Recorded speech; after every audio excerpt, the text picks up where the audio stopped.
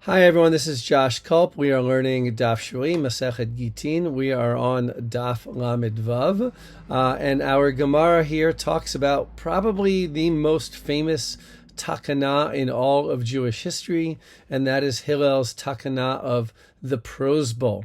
If you go to a discussion about the power of rabbis, la'akor davar mina Torah, to uproot Torahitic law and rabbinic authority, and how they saw their authority as greater than Torahitic authority, at least on occasion, they will probably talk about the Prose Bowl.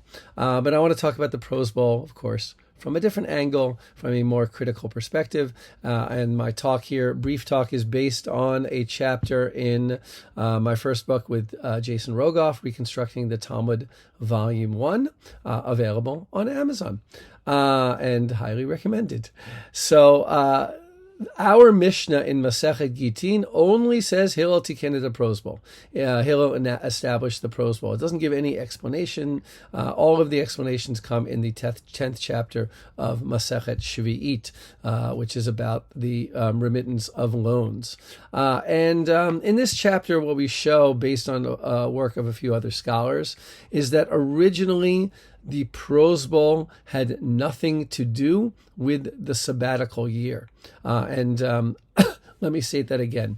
Hillel established the Prose Bowl for reasons other than the reason we usually understand. And the reason we usually understand is to avoid the consequences of loan remittance in the 7th year.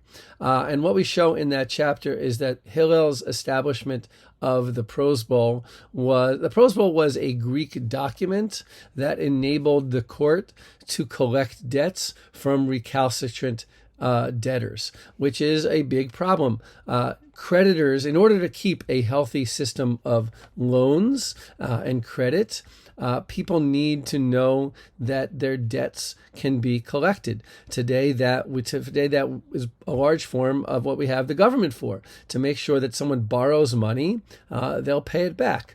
And I think I wrote this in my commentary, but the more certain a creditor can be that his loan will be recoverable, the lower the interest rates will be. That's why loan sharks have to charge a very high amount of money, because it is more difficult for them to recover loans, whereas the bank has government authority behind it and can charge very low interest rates. Even as our interest rates are going higher, they are historically very low, probably lower than they have been in most of human history. And that facilitates the economy, because people are able to borrow and start small businesses and invest in their own futures. Hillel's takana, his establishment, was a mechanism that would assure creditors an easier way to recover loans. And that's even hinted at from time to time in the Mishnah. The Mishnah quotes a verse that creditors didn't want to extend loans. And you have to remember, there's no interest. So why would a creditor want to extend a loan if it's risky to recover and he's not getting any interest for it? At least according to Jewish law. So Hillel established this. It was a mechanism by which the court could collect the loan on behalf of the creditor. And later rabbis, already in the Mishnah, use this as a means to avoid the consequences of the sabbatical year, basically by saying the debts that were secured with the Prose Bowl were as if they were already turned over to the court, and debts that are turned over to the court can be collected after the sabbatical year, because it is not the creditor who's asking for his credit for his loan back. It is the court, and that is not covered by the prohibition of asking for a loan back after the 7th year.